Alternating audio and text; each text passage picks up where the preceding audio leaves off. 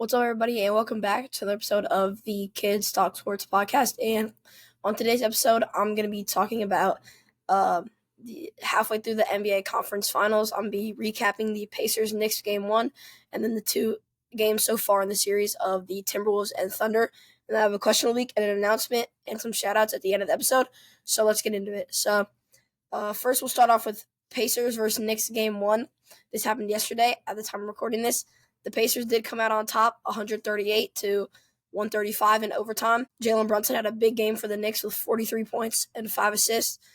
Tyrese Halliburton, the Pacers were down by 2 in the fourth quarter. Tyrese Halliburton drove to the hoop and then took a couple steps back to try to shoot a 3 to win the game. They were down by 2.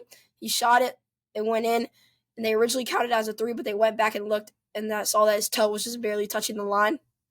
So they overturned it and called it a 2. But that did end up being the game-tying shot, and the Pacers would go on to win the game, 138 to 135.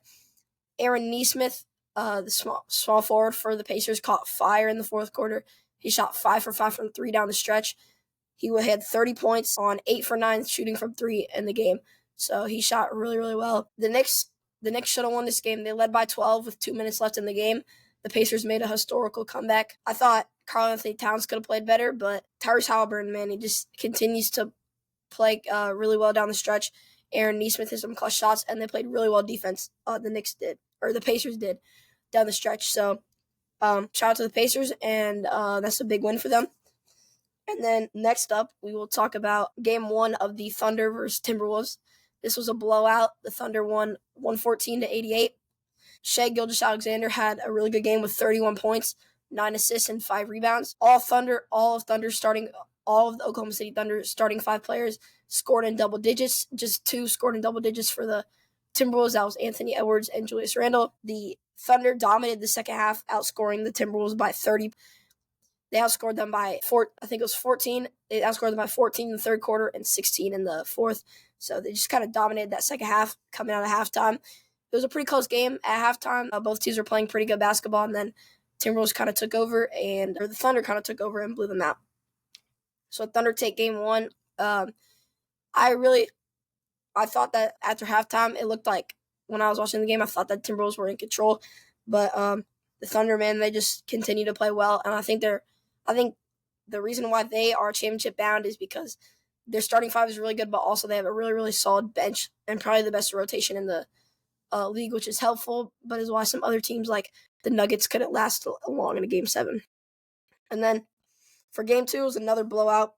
The Thunder won 118 to 103. This was kind of different. Anthony Edwards, he didn't have a bad game. He had 18 points in the last game, but this game he had 32 points, 9 rebounds, and 6 assists, so he played really, really well. SGA had another just insanely good MVP game with 38 points and 8 assists. And Julius Randle, I thought the big reason why they lost this game was Julius Randle's play.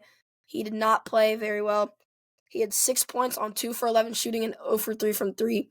He had 30 points. He had a 30-point game in the last game, and then he comes out and scores 6 points on 2 for 11 shooting, which is unacceptable in the playoffs. You cannot have that out of one of your best players. I think the reason why the Timberwolves aren't winning games right now is because Anthony Edwards is playing really well. Julius Randle is a little inconsistent, but they're just not getting help from guys like Jaden McDaniels, Naz Reid, Dante DiVincenzo. Their scoring just isn't there right now. I think Anthony Edwards is trying to have to do all the work, but they're going to be back at home for Game 3 and 4, so I think that'll help them a lot, and I think they still have a chance in this. So I've got some predictions, so I'm halfway through recap predictions. So for the Pacers-Knicks series, I had the Pacers winning the series in 7. I'm going to change that to the Pacers winning the series in 5. After Game 1, I just think it'd be tough for the Knicks to just get one game.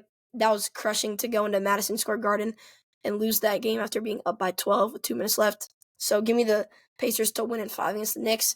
I think they're just deflated right now.